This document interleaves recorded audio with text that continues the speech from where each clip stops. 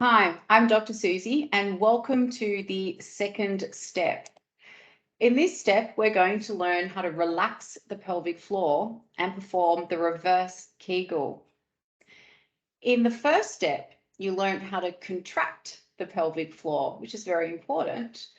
But I actually think that this is the most important step, and that is relaxing the pelvic floor.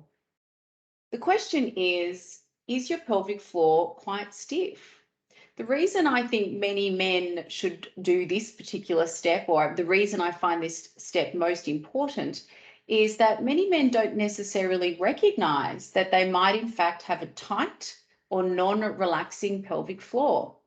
If you've got acquired ED, if you've got, which is a psychogenic erectile dysfunction, if you've got acquired premature ejaculation or even delayed ejaculation, there's a very good chance that you in fact have a non-relaxing pelvic floor, one that's never been picked up before. So that's why this session is particularly important. For many of you, the idea of this having a tight pelvic floor or holding stress in your pelvic floor might seem like a very new concept. So in this particular session, we're going to deep dive into some of the science of stress in the pelvis and why holding stress in the pelvis causes sexual dysfunction. I'll cover some practical tools that you can use straight away to relax your pelvic floor. I'll give you the instructions on how to perform the reverse Kegel exercise, which is the best way to relax your pelvic floor. And then we'll close with some meditations. Ready to get started? Let's do it. Okay, so you learned how to contract the pelvic floor, and that was the Kegel. But the question is, can you relax? The biggest mistake men make is not understanding how to relax the pelvic floor. In fact, most men often think that the relaxation is just the absence of the contraction. That's not quite right. In fact, relaxation and release is an active process in itself. So learning the importance of the relaxation phase is super, super important. What you should remember is the pelvic floor is not concrete, okay? Most of us are aware that we've got a thoracic diaphragm. We also have the urogenital or the pelvic floor. That's a diaphragm too. And in fact, they both move together with your breath. We call that piston breathing. So your pelvic floor actually moves. And what you want is to be able to engage with that pelvic floor, because the opposite of a stiff pelvic floor is one that's flexible and that moves. And so in today's session, we're really going to be focusing on learning to connect with the pelvic floor through breath. And this is called proprioception, connecting with a muscle, knowing what a muscle is doing in time and space. When you perform a reverse Kegel, it helps you understand what that true length of that muscle is when it's stretched. So this will allow you to connect with it when you want to relax it more easily. The problem is that many men aren't aware that they could have a stiff pelvis. And many people who have got stiff pelvises will often have, complain of having tight hips, or perhaps they've had injuries to their lower back or have had chronic back pain. That will cause you to have a very tight pelvis potentially. Sometimes holding on to your urine or holding on to your bowels can contribute to a hypertonic or tense pelvis. And when you have a tense pelvis, what many people don't realize is that it can affect sexual function. So that this slide about the pandemic of stress in the pelvis, well, I can't say that I came up with that term completely. I kind of stole it from Dr. Breanne Grogel, who who was a pelvic health specialist in her March 2020 pelvic floor event, had a line of that there's a pandemic of stress in the pelvis. And the idea here is that we can actually hold stress, anxiety, and fear, and that can actually lead to us tightening our pelvic floor muscles. Often we don't even know we're doing it. And so people have termed this phenomena the pandemic pelvis, because there is a lot of stress being held in the pelvis. Just like how you can hold stress potentially in lots of other muscles, just like how you can hold stress in your jaw. You know, you might have temporomandibular jaw dysfunction. You're clenching your jaw and holding your masseters really, really tight. It can cause bruxism and teeth grinding at night. You can have pelvic stress as well. And if you have a chronically tight or a chronically contracted pelvis, it just simply tells your nervous system, it upregulates the sympathetic nervous system. It tells your nervous system, I'm tense. And when it regulates or upregulates your nervous system, telling your nervous system that you're more tense, the sympathetic nervous system is a little bit more dialed up. And what people may not necessarily realize is that sex is under control of this autonomic nervous system. Yeah, the parasympathetic and the sympathetic nervous system. It's a delicate balance. You need the parasympathetic nervous system to be strong to get the erection, and the sympathetic nervous system is there for ejaculation. But if your sympathetic nervous system is dialed up, it's upregulated, you've got too much tension there, and it's telling your nervous system, sympathetic nervous system, be active, it's going to cause you to lose your erection, and it's going to cause you to get premature ejaculation. Unfortunately, the more dysfunction you have, the more stress and fear, and you feed this cycle, and it's an endless feeding loop. If we look at some of the evidence or some of the theory behind it, and we'll briefly sidestep onto this slide, I think it's useful to just quickly understand some of this. That our sexual function, pelvic pain, as well as pelvic floor dysfunction, that is a tight pelvic floor, these concepts are actually much more interrelated than we ever thought. There's a lot of overlap. We also know that the pelvic floor dysfunction is what we call psychophysical. That means that when there is that this physical tension or this tightness in the pelvic floor can actually be triggered by psychological anxieties. We also know that in sexual dysfunction, you have this upregulated nervous system. That is, your sympathetic nervous system is a little bit dialed up. And using the correlation of some of the work that Professor Wise and Professor Anderson in the Wise-Anderson protocol, previously known as the Stanford protocol, using some of their work and in chronic pelvic pain, they've worked out that there is a lot of effect of emotions on chronic pelvic pain. So if we appreciate that chronic pelvic pain, sexual dysfunction, and pelvic floor tightness are all interrelated, then I think that you can adapt that idea to understand that strong emotions can cause pelvic muscles to tighten in response to the level of intensity of those emotions. And often this is done without the person's awareness. This could mean that emotions towards sex or emotions towards your sexual partner could in fact be causing a lot of your pelvic muscles to tighten without you even realizing it. The pelvic floor is like an emotional organ. It does hold our stress and in particular some of our feelings. But what do we do about this? Okay, so perhaps you've got this chronically contracted or really, really tense pelvis and this sympathetic nervous system that's upregulated, which is contributing to erectile dysfunction and premature ejaculation or DE. How do I break the cycle?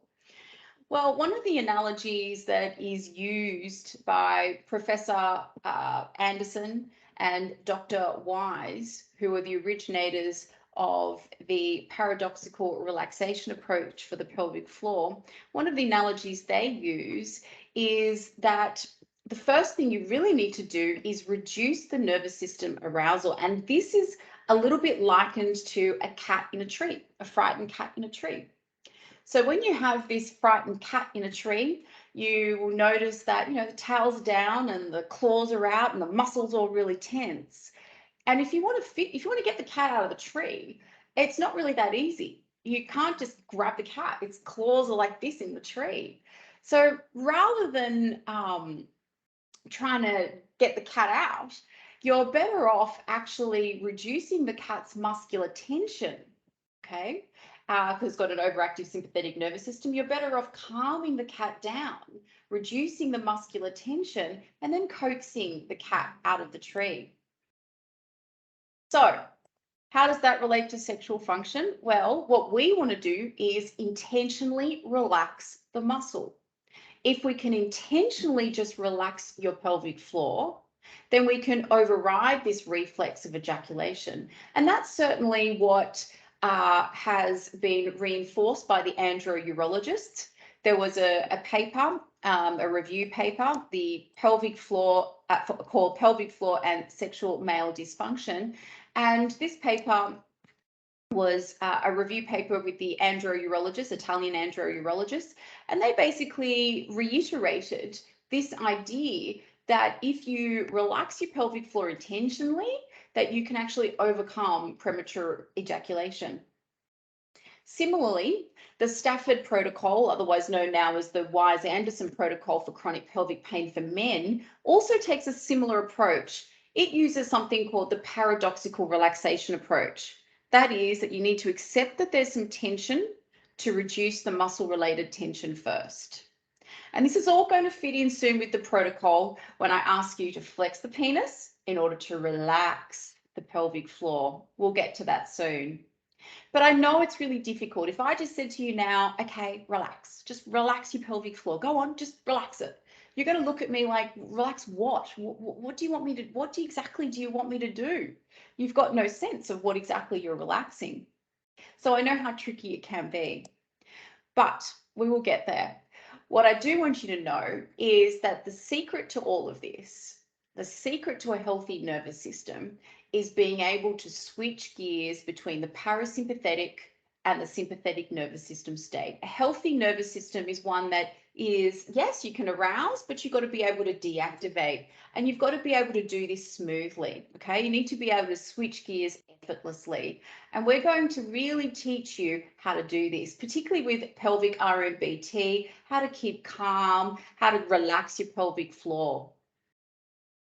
I always like to explain to people that the autonomic nervous system is like yin yang. You've got the parasympathetic nervous system and you've got the sympathetic nervous system, and they need to be fluid. You need to be able to move between both of them fluidly.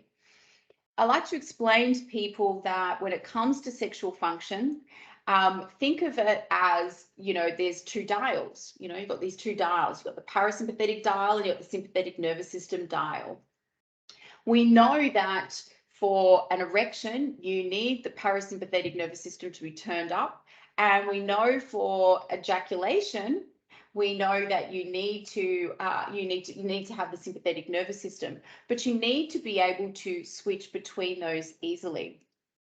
If you've got an over dialed up sympathetic nervous system, one that's too upregulated, what's that going to do? Well, it's going to mean that you're not going to get an erection easily, or you're going to lose your erection.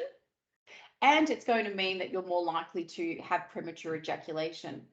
So we need to dial down the sympathetic nervous system. That's the fight flight state. And we need to make sure that we've got a dialed up parasympathetic nervous system. All right, let's get started with some tapping. So what we're going to do to get straight into this first, this idea of being able to relax, being able to intentionally relax, we're going to take on something called the paradoxical relaxation approach. That is accepting that we've got tension in order to reduce the muscular tension. And we're going to get started with a technique called emotional freedom technique. We're going to borrow this tool. We know that Prince Harry and Meghan Markle talk a lot about it. They talk about this tool and EMDR. And I suppose given that they've got the best access to therapists, they swear by it. So you should possibly have a little go at it as well.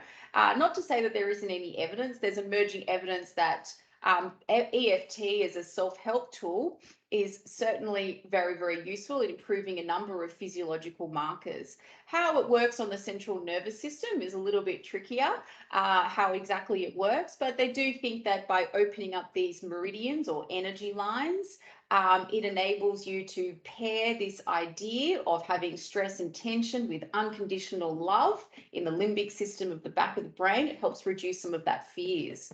Let's just get started and see how we go. So what I want you to do is I want you to tap with me on these particular tapping points. And as you're doing the tapping, I just want you to say to yourself in your mind, even though I have this tension or pelvic tension or stress in my body, I unconditionally love myself. Try it now. So we'll start with the top of the head. So tap in here. Even though I have this stress or tension in my body, I unconditionally love myself. Now I want you to tap on the eyebrows here. Even though I have this tension in my body, I unconditionally love myself. The side of the eyes. Even though I have this tension in my body, I unconditionally love myself. Under the eyes. Even though I have this stress or tension in my body, I unconditionally love myself. Under the nose. Even though I have this stress and tension in my body, I unconditionally love myself. Under the chin. Even though I have this stress or tension in my body, I unconditionally love myself. Under the collarbones. Even though I have this stress or tension in my body, I unconditionally love myself. And we're going to go under the armpits. Even though the axilla, even though I have this stress or tension in my body on the other side, I unconditionally love myself. And then the karate chop point. Even though I have this stress or tension in my body, I unconditionally love myself. All right. So now that we're feeling a little bit more engaged and relaxed, let's get started with some physical tools. Now, the best physical tool that I could recommend to anybody if they want to relax their pelvic floor, okay, is the Asian squat. That's right, the Asian squat. If you don't get down in an Asian squat every day, you should try. Do it for me right now. Let's check in if you can do it. I'd like to check if you can because it tells me a lot about your hip tightness. It tells me if you're got a lot of tension in your hips. It tells me a lot about your knees. It tells me a lot about your ankles if you can or can't do it. So if you can get into an Asian squat right now, I want you to do so. This is a position that enables your pelvic floor to really naturally open up. So you'll get a nice natural stretch. When you stretch your pelvic floor, it boosts relaxation. You've got stretch receptors that boost the relaxation response. So not only is it relaxing for the pelvic floor, it also enables it to stretch out as well. A number of the exercises that we're going to do later on, particularly the reverse Kiegel, could be trialed in the Asian squat. I do find that when people go into the Asian squat, they can really feel with gravity their pelvic floor opening up. So doing the reverse Kiegel in this particular position is not a bad idea, but just getting down in there, just making sure that your joints go into full flexion is really healthy for it. It enables the synovial fluid to move around and a lot of your muscles to stretch. But it's also really good for your lymphatics. I call it like the natural hose that sort of, your lymphatics are obviously transporting a lot of the toxins in your fluid. And when you kink, it's like when you kink a hose. You kink a hose and then you let the hose unkink and there's a big flush. So you can flush a lot of your system simply by going down into an Asian squat and then standing up. It's a really healthy position. The other thing that I encourage men to try is daily stretches. And let me ask you this. I mean, how often would you do these stretches in the last 2 weeks? If you say to me, no, I don't think I do any of these stretches, then how about trying to integrate some stretches on a daily basis? There's a good chance it'll help you relax your pelvis. There's a good chance if you're not doing these stretches, you probably tighten your pelvic floor as well. A hypertonic pelvic floor is very often accompanied by tension in the hip muscles, as well as muscles like the piriformis, the obturator internus, the coccygeus, your hamstrings. So doing these exercises are good ways to kind of stretch those associated muscles too. You can see here in the first one that the gent's down in what I would call a splayed leg child's pose. Okay, so the legs are splayed, he's down in a child's pose, giving a nice stretch to the back, particularly your lumbar spine, as well as your hips. In B here, you can see he's in the butterfly position, giving a really good stretch to those adductors. In C here, we're stretching the hip flexors on each side. So you give a good stretch to the psoas muscle, which is very important, connecting the lumbar spine to the hips. And here in the final photo with the legs up against the wall, you can see a really great stretch to the adductors. Men are very tight there quite often. Just have a think about what you could do every day, a daily stretch. whether or not you might be watching TV, just get on the floor and perhaps stretch out your pelvis. I'm sure it'll thank you for it. Another thing you can do straight away to try and release some tension in the pelvic floor, or even assess if your pelvic floor is feeling a bit tight, is what I call the tennis ball massage. Now, this is a really good one. It's an easy one. All you need to do is grab a tennis ball and simply place the tennis ball underneath your perineum. Find that soft spot between your genitals and your anus where it presses up inside your body, and just sort of do a bit of acupressure. Just move around it. Give it a bit of a gentle release of that muscle and the fascial tissue. Just breathe and rock around a little bit. Just open up the perineal floor of any tension. If that doesn't suit you, then why not try hot baths? We know that there is great science in heat. In particular, we know that thermostimulation seems to activate and release a lot of the internal anal sphincter. It helps relax the pelvis. So hot baths are very good. We know that we use hot baths a lot to help with pelvic pain, but it also can help with pelvic tightness as well. If hot baths aren't your thing, then you should really check out the science of infrared saunas, or even saunas in general. I'm really fond of them. We can talk a lot more about them later, but you can certainly hear a lot from Professor Andrew Huberman at the Huberman's Lab if you want to find out more about the benefits of heat and saunas in your health. All right, so we've covered some of those physical tools. Let's get into the tool that I think works the best at stretching your pelvic floor and relaxing it, and that's called the reverse Kiegel. So what I'm going to do first is I'm going to explain how to do the reverse Kiegel, and we'll have an opportunity to do it together. So the reverse Kiegel is essentially the opposite of a Kegels. All right, in a Kegels, you are contracting the pelvic floor. And now what we're going to do is relax, release, let go of that pelvic floor and stretch it and balloon it open. And the way that we do this is first we'll get you to inhale. And when you inhale, you can see from this first picture here, when you're inhaling, you're expanding your belly and your pelvic floor will descend. So you're drawing a deep breath in. Allow that belly to expand, keep it nice and soft. And what I want you to do is then hold your breath and apply the reverse Kegel. And the reverse Kegel is essentially about building a little bit of internal pressure. It's like there is a pressure or a balloon inside your pelvis and it's blowing up, okay? And as it blows up, you'll feel the pelvic floor ballooning open. And as it's doing so, you can apply a little bit of pressure at the front where the urethra is and a little bit of pressure around the anus.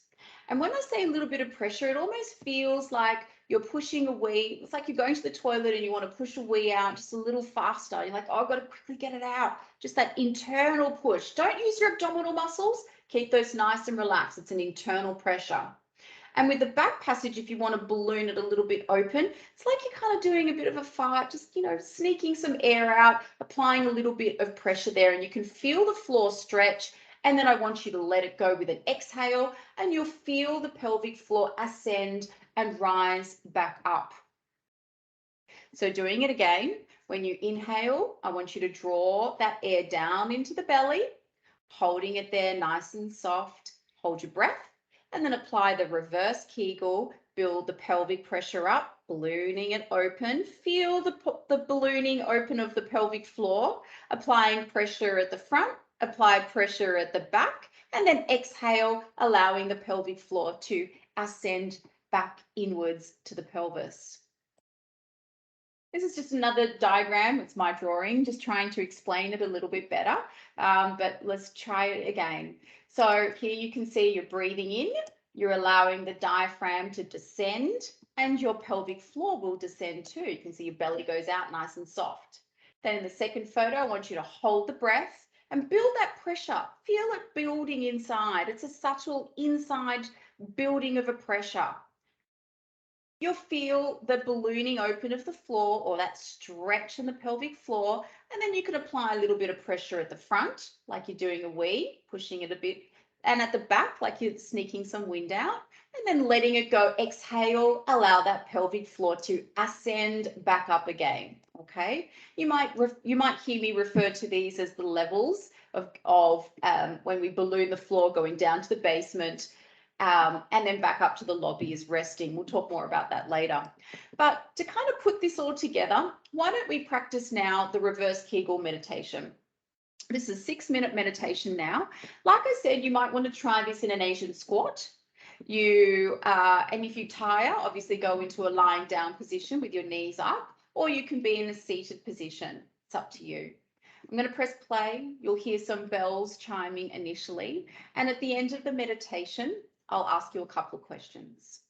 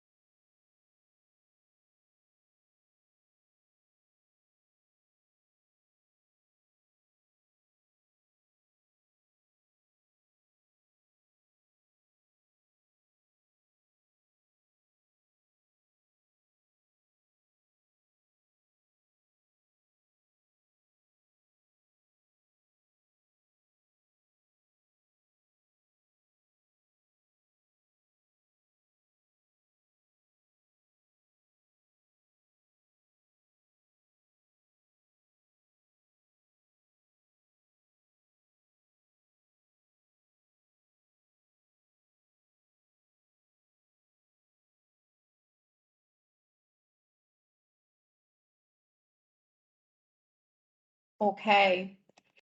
So how did you go?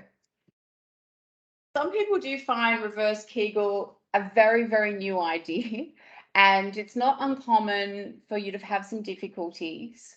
It's not uncommon for people to find it difficult to stretch certain areas out, whether it be the front or the back end, or even experience some discomfort. In your online form, please let me know how you went with the reverse Kegel.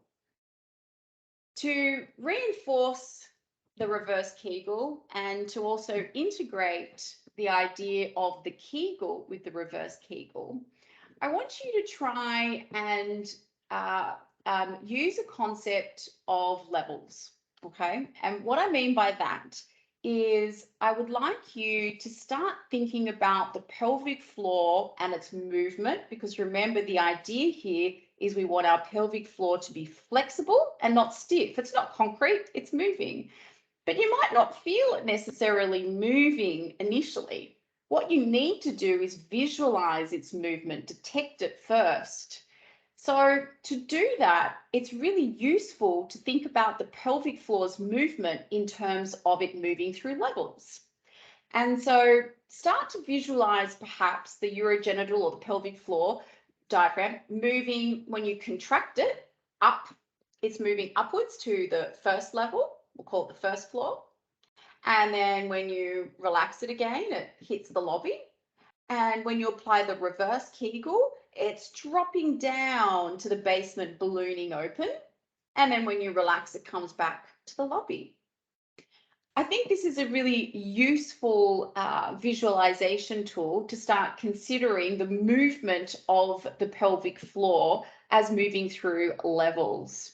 So to reinforce this, let's practice another meditation which integrates the contraction as well as the breath, as well as the reverse Kegels.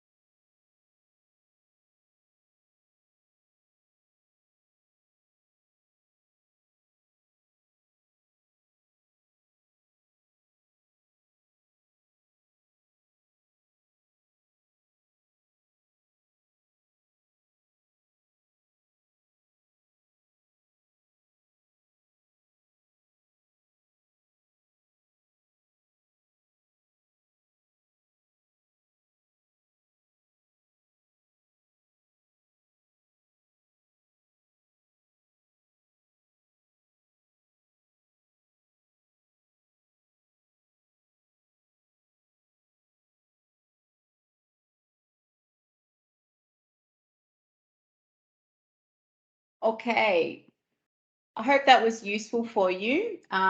It can be a little bit tricky, but it is very useful to start using this as a visualization tool. Okay, so in summary, in today's session, we've focused on always breathing from the belly, but this time we've really concentrated on learning about relaxation of the pelvic floor. In particular, we've covered some physical tools such as the Asian squat, stretches, the use of a tennis ball, heat and hot water. And we've shown you how to do the reverse Kegel and how that can be used for you to understand how to fully stretch your pelvic floor and induce the relaxation response. Over the next coming weeks, I hope that you can integrate the reverse Kegel with your Kegels, and hopefully you'll be seeing soon some results. In the next session, we'll be exploring pelvic breathing. That is, we'll be learning how to use visualization tools so that you can engage more with the pelvic floor. I hope you can join me.